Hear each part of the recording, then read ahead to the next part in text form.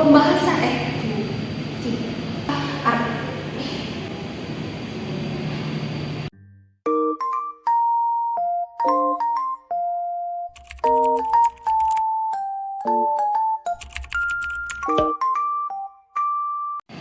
Oke Teh, untuk struktur umum dari karya tulis ilmiah itu ada apa aja?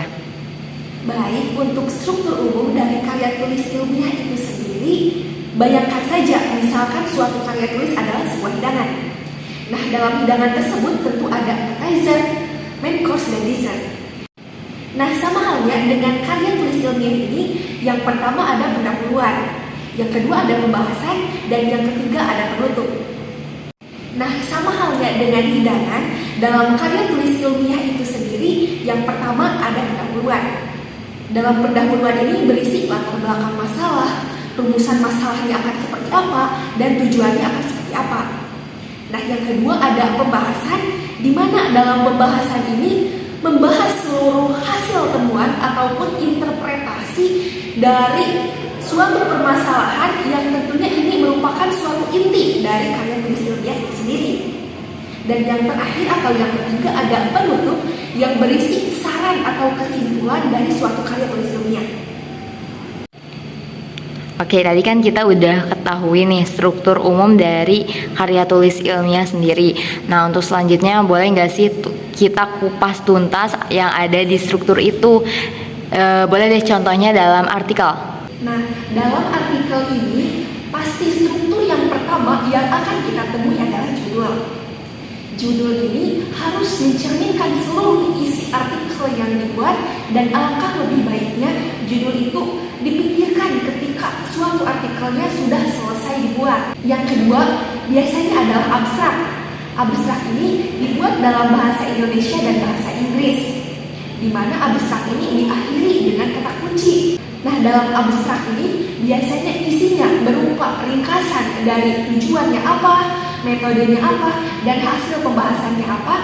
Jadi abstrak ini melingkupi seluruh isi dari suatu artikel. Nah, struktur selanjutnya yang akan kita temui dalam artikel adalah pendahuluan. Dalam pendahuluan ini biasanya berisi latar belakang suatu masalahnya apa, rumusannya apa, dan tujuannya apa. Nah, struktur selanjutnya setelah pendahuluan adalah tinjauan pustaka.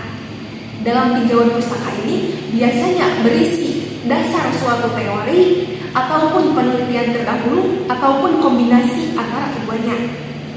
Dalam tinjauan pustaka ini juga biasanya mencantumkan hipotesis atau praduga dari suatu penelitian. Nah, setelah tinjauan pustaka ada juga yang namanya metode penelitian. Dalam metode penelitian ini biasanya berisi metode apa yang digunakan dalam penelitian, berapa jumlah sampel atau populasi yang digunakan dalam penelitian, kapan dilaksanakannya penelitian, dan juga waktu dilaksanakannya penelitian. Nah, selanjutnya struktur paling inti dari suatu artikel adalah pembahasan. Dalam pembahasan ini biasanya mengulas hasil penelitian yang didapatkan di lapangan. Nah, bagian selanjutnya yang akan kita temui setelah pembahasan adalah kesimpulan dan saran. Kesimpulan ini biasanya mengulas hasil penelitian yang telah dilakukan. Sedangkan saran biasanya berisi rekomendasi dari penulis baik untuk penelitian lanjutan ataupun bagi pembaca ataupun instansi yang berkaitan dengan penelitian tersebut.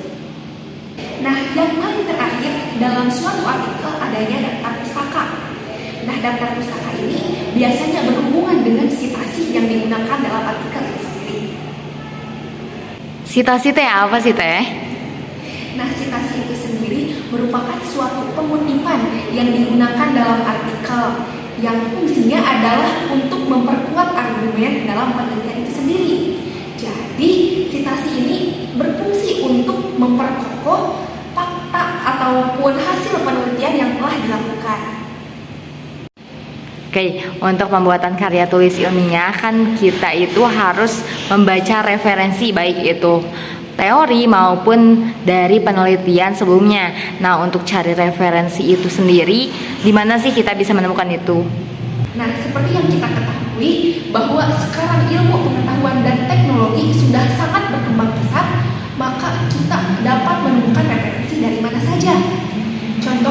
seperti dari buku, dari berita, dari jurnal yang berisi artikel-artikel penelitian terdahulu, ataupun misalnya data dari Badan Pusat Statistik dan sebagainya.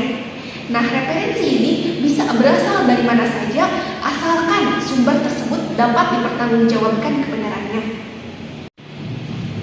Nah, selain itu, sekarang sudah banyak web-web yang menyediakan open access untuk referensi itu sendiri.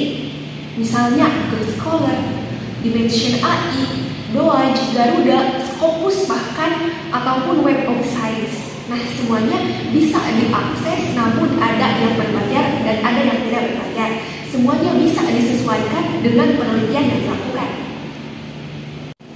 Oke, terakhir nih, tips dan trik menulis karya tulis ilmiah versi Kaela. Nah, baik, mungkin untuk tips and trik penulisan karya tulis ilmiah, yang pertama, usahakan kita membuat judul yang menarik untuk menarik pembaca. Nah, yang kedua, kita juga bisa rajin membaca referensi-referensi yang saat ini sudah banyak tersedia. Nah, yang ketiga, kita juga bisa bertanya kepada orang yang lebih ahli dalam karya tulis ilmiah. Mungkin itu saja tips and trik dari saya. Saya kembalikan kepada Teh Juli. Oke, makasih banyak Teh Ela atas sharingnya. Boleh nih closing statement dari Kak Ela. Baik, mungkin terakhir banget closing statement dari saya. Ayo teman-teman, jangan takut menulis, karena menulis itu merupakan suatu hal yang bermanfaat. Kita harus berani terjun ke dalamnya, karena kita tidak akan tahu keseruan menulis jika kita tidak terjun ke dalamnya. Terima kasih.